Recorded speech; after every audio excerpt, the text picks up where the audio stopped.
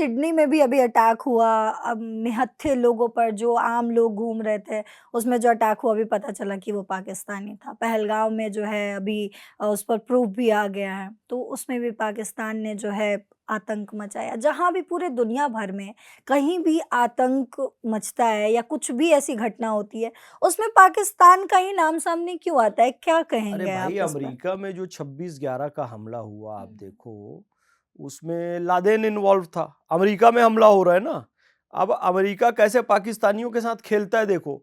Laden पकड़ा गया पाकिस्तान में और अमेरिकी सील कमांडोज ने उसको मारा, और फिर अमेरिका असीम मुनीर को दावत में भी बुला रहा है। कहने का मतलब है बच्चा समझ के खेल रहा है पाकिस्तान से। पाकिस्तानी इसको अपनी बहुत बड़ी उपलब्धि समझने लगते हैं। पाकिस्तान असल में बना है, जो नेशन बना है, अब नेशन क्या कहें, भिखारिस्तान है वो।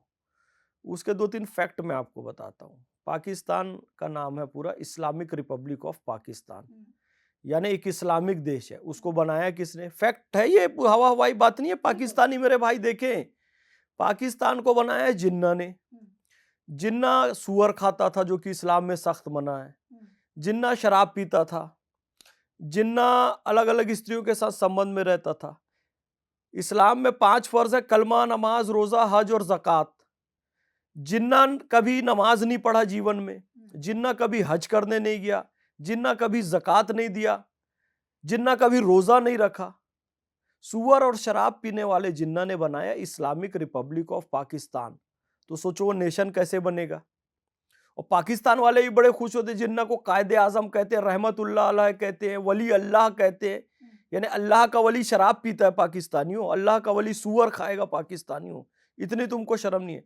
तो ये स्टेट बना, फिर इनके पास खाने के लिए खाना नहीं था, तो महात्मा गांधी ने 55 करोड़ रुपए दिया इनको। फिर खाना खा लिया, रोटी खा लिया, कहे महाराज भूख लगी है, भूख तो मिट गई, प्यास लगी है, प्यास लगी। चाचा नेहरू ने 1960 में इनको सिंधु का जल दिया, मतलब इनको रोटी हमने दी, इनको हमने पानी हमने दिया, हर चीज सहायता सहयोग इनको हम करते हैं। फिर भी ये लोग अपनी कट्टरपंथी मानसिकता के तहत इस्लामिक रिपब्लिक ऑफ पाकिस्तान, तो एक कंसेप्ट इन्होंने बनाया है, कट्टरपंथी मौलाना मुल्ला ये क्यों करते हैं, काफिर को मार देंगे। काफिर कौन है इनकी नजर में? हिंदू है, ये मैं आपसे यहूदी है। पूछने वाली भी थी कि अब ऐसा बोला जाता है कि इस्लाम में, कुरान में ये लिखा हुआ है कि काफिर को मार देना चाहिए का, क्या कहीं पे ऐसा है मेंशन्ड? और काफिर का क्या मतलब है? देखिए, काफिर के वो बहुत सारे अर्थ हैं उसमें। जैसे एक अर्थ है छुपा लेना, सत्य को छुपा लेना। छुपाने वाला का, जैसे किसान बीज छुपाता है मिट्टी में, तो उसको भी काफिर कहते हैं शाब्दिक अर्थ में। सत्य को छुपा लेना, सही बात को छुपा लेने वाला काफिर होता है। एक काफिर होता है बुराई की जड़। एक काफिर कहते हैं मूर्ति पूजा करने वाले को, मुर्तद भी उसको कहते हैं। मुर्तद एक गाली होती है, या मूर्ति पूजा की एक गाली होती है इनकी नजर में, तो उसको भी काफिर कहते हैं। अच्छा, ये इनके खिलाफ जिहाद करने को कहते हैं। जिहाद का एक अर्थ इंद्रिय नियंत्रण भी होता है, कि क्रोध, लोभ, मद, अहंकार ये सब को नियंत्रण में रखना है। एक अर्थ संघर्ष भी होता है। लेकिन आरिफ मोहम्मद खान साहब ने बताया है, जिहाद का अर्थ जो मदरसों में पढ़ाया जा रहा है, ये मदनी आमदनी गैंग जो है इनके मदरसों में, वो ये है कि आपको इस्लाम की दावत देना है किसी गैर मुस्लिम को। हमने आपको कहा कि भाई मुसलमान बन जाओ, तो आप मुसलमान बन जाएं तो ठीक, नहीं बनते हैं तो आपसे जंग करना जिहाद है। यानी कि बेटा तेरे को बनना पड़ेगा मुसलमान। और नहीं बनोगे, तुम अपनी पूजा पद्धति में रहना चाहते हो, आरती करना चाहते हो, भगवान की पूजा पाठ करना चाहते हो, तुमको जजिया टैक्स देना पड़ेगा। हिंदू होने का टैक्स ये औरंगजेब और ये सबके समय में लिया जाता रहा। आप हिंदू हैं, इस बात का टैक्स दो, नहीं तो आपके खिलाफ जिहाद करेंगे, आपको मुसलमान बनाएंगे। मुसलमान भी नहीं बनोगे, जजिया टैक्स भी नहीं दोगे, तो संभाजी महाराज वाला हाल होगा। जो 4 साहबजादों के साथ हुआ वो हाल होगा। गुरु तेग बहादुर जी के साथ जो किया वो होगा। भाई मती दास जी के साथ जो किया वो होगा। ये पढ़ा रहे हैं मदरसे में, आरिफ मोहम्मद खान साहब ने बताया। और ये मदनी कह रहा है जिहाद का अर्थ ये नहीं है, तो भाई ये क्यों पढ़ा रहे हो आप लोग? एक कंसेप्ट और है, काफिर का मैंने आपको 2-3 अर्थ बताया, उसमें एक अर्थ गैर मुस्लिम भी है। तो इनका ये इतने अंधविश्वासी हैं, इतने गधे हैं, इनको इस्लाम का मूल फिलॉसफी नहीं पता है। काफिर को मारेंगे और खुद भी मर जाएंगे अगर, तो जन्नत मिलेगी, उधर 72 हूर मिल जाएगी। काफिर कौन है जी? हिंदू इनकी नजर में काफिर है ना। इसमें बहुत सारे लोग विरोध करेंगे, नहीं जी काफिर ऐसा नहीं है। अबे तो उनके यहाँ की, तुम हिंदू के यहाँ की दिवाली की मिठाई क्यों नहीं खाते हो? दिवाली की मिठाई खाने से, ये तो एक मौलाना तो कट्टरपंथी इतना, मतलब मेरे को तो गुस्सा आता है, मतलब पीले पीले दांत, गंदे गंदे गुटखा खा के, अजीब किस्म की दाढ़ी रख के, गंदी सी शक्ल बना के हिंदुओं को हैप्पी दिवाली नहीं बोलना, इससे तुम्हारा ईमान चला जाएगा। होली का रंग लग गया एक बूंद तो तुम्हारा, अरे अल्लाह ने पूरा ब्लड सुर्ख लाल रंग का बनाया है। अगर रंग से अल्लाह को नफरत रहती तो रेड ब्लड बनाता क्या? तो ये कट्टरपंथ ये लोग फैलाते रहते हैं। और काफिरों को मार दोगे अल्लाह जन्नत दे देगा, जन्नत में 72 हूर मिलेगी। और एक गंदा सा मौलाना कहता है खुश हो जाओ मुसलमानों, वहां तुमको 72 हूर मिलेगी, और हूर ऐसी होगी, इतनी हाइट होगी, वैसी होगी, इतनी सुंदर होगी। यहां दुनिया की मैली कुचैली औरतों के पीछे क्यों पड़े हो? उस नीच से मैं पूछना चाहता हूं, अबे तेरी मां मैली कुचैली औरत है जिसने 9 महीने तेरे को गर्भ में पाला, दुनिया की औरत को मैली कुचैली औरत बोल रहा है? तेरी मां मैली कुचैली औरत है, तेरी बेटी मैली कुचैली औरत है, तेरी बहन मैली कुचैली औरत है। मुस्लिम समाज को चाहिए ऐसे मौलानाओं को मंच से खींच के जूते उतार के मारे। कैसे हमारी मां बहन बेटी वो मैली कुचैली औरत बोल रहा है और मुस्लिम समाज सुन ले रहा है? पैगंबर हजरत मोहम्मद सल्लल्लाहु अलैहि वसल्लम के वक्त का एक मैं आपको वाकया सुनाता हूं। एक सहाबी उनके पास आए कि हजरत, जब इस अरब की धरती में आपके आने के पहले बेटियों को जिंदा दफन कर देने का नियम था, तो मैं अपनी बेटी को छुपा लिया था। इतना प्यार करता था अपनी बेटी से, पर वो 5-6 साल की हो गई। जब समाज ने देखा कि इसके घर तो बेटी है, तो मुझ पर दबाव बनाया कि इसे दफनाओ। जब मैं उसको दफनाने ले गया और मैं गड्ढा खोद रहा था, तो मेरे शरीर में पसीना आ रहा था।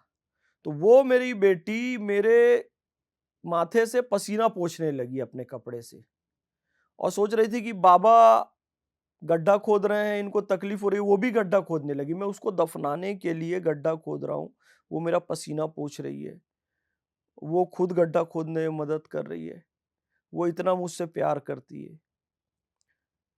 इस बेटी के आगे जन्नत की हूर उसके पैरों की धूल भी नहीं है। जन्नत की हूर इज 0, बेटी इज 100%।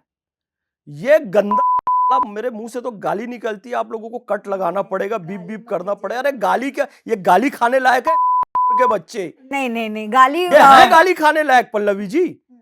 ये बेटी हमारी असली है कि वो जन्नत की हूर काल्पनिक?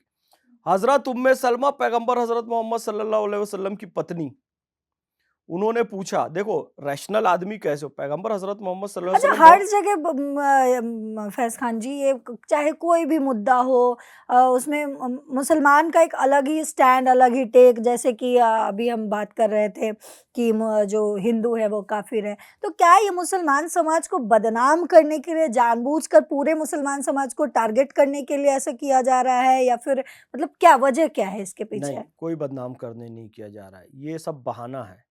ये लोग कभी नाथूराम गोडसे के पीछे छुप जाते हैं, कभी सावरकर जी के पीछे छुप जाते हैं, कभी 1-2 घटनाएं होती है उसके पीछे छुप जाते हैं। भाई, मुसलमानों को इस सत्य को स्वीकार करना पड़ेगा कि मुसलमानों में लड़के लड़कियां आतंकी बन रहे हैं, उसके पीछे कट्टरपंथी मौलाना है। आप इस बात को स्वीकार करोगे तभी आप इलाज कर पाओगे। जैसे ही बोलते हैं कि मुसलमानों में आतंकवाद है, नहीं नहीं जी, आतंकवाद का कोई धर्म नहीं होता। अभी जिसने आतंकवादी को की बंदूक छीना वो मुसलमान था, कहे जी वो मुसलमान है। मतलब भारत में एक व्यक्ति को अभी मॉब लिंचिंग हो गई, उसको मार दिया, वो मुसलमान था, तो जी वो मुसलमान है। अरे आतंकवादी मुसलमान है तो उसको भी मुसलमान बोलो। अगर उसको मुसलमान नहीं बोल रहे हो तो जिसने बचाया उसका भी कोई धर्म नहीं है, वो इंसान है। जो मरा पीड़ित है वो, उसमें भी फिर धर्म नहीं खोजो। मुसलमान आतंकवादी बने तो आप ये कह देते हो कि आतंक का कोई धर्म नहीं, और मुसलमान पीड़ित बने तो ये नहीं कहते हो कि पीड़ित का कोई धर्म नहीं होता, जिसने बचाया वो जी इंसान है, नहीं वो मुसलमान है। तो ये दोहरा मापदंड है। जैसे कि हिंदुओं ने स्वीकारा, सती प्रथा आ गई थी, भैया आ गई थी, इसको खत्म किया राजा राम मोहन राय ने। अस्पृश्यता आ गई थी, इसको खत्म किया महात्मा ज्योतिबा फुले, स्वामी दयानंद, स्वामी विवेकानंद ने। ईसाइयों में विच हंटिंग के नाम पर स्त्रियों को जला दिया जाता था। पादरी वो कन्फेशन बॉक्स में जाकर किसी लड़की ने कुछ कन्फेस किया, अपनी बता दी कि मेरे से ये पाप हुआ, पादरी ब्लैकमेल कर रहा है उसको, प्रीस्ट वहां का अपने रूम में बुला रहा है, वो नहीं आएगी तो तेरे को विच चुड़ैल बोल के जलवा दिया उस लड़की को। 40-50 हजार लड़कियों को जला दिया गया यूरोप में विच हंटिंग के नाम। ईसाइयों ने सुधार किया ना, अब विच हंटिंग के नाम पर थोड़ी जलाते हैं। हिंदुओं ने सुधार किया ना, मुसलमान सुधार क्यों नहीं करता है? ईसाई और हिंदू इसलिए सुधार कर पाए क्योंकि इन्होंने अपनी कमियों को पहचाना। मुस्लिम उलेमा मुफ्ती पहचानने ही तैयार नहीं है। नहीं जी, इस्लाम मतलब आतंकी की हमारे मुसलमान नहीं है और इस्लाम ऐसा नहीं सिखाता। अरे भाई, जब आतंकी बन रहे हैं तो उसे स्वीकारो और उसे खत्म करो। नहीं करोगे, दुनिया में अभी भारत में देख रहे हो, आपको कोई घर नहीं दे रहा है किराए से। मुस्लिम उबर, टैक्सी ड्राइवर ये सबको कैंसल कर दे रहे हैं, जोमेटो डिलीवरी बॉय को कैंसल कर दे रहे हैं। अभी इंग्लैंड बाहर भगाने के चक्कर में है सब मुस्लिम्स को। रोहिंग्या तो यहाँ सब बेगैरत लोग घुसे हुए हैं यहाँ पर।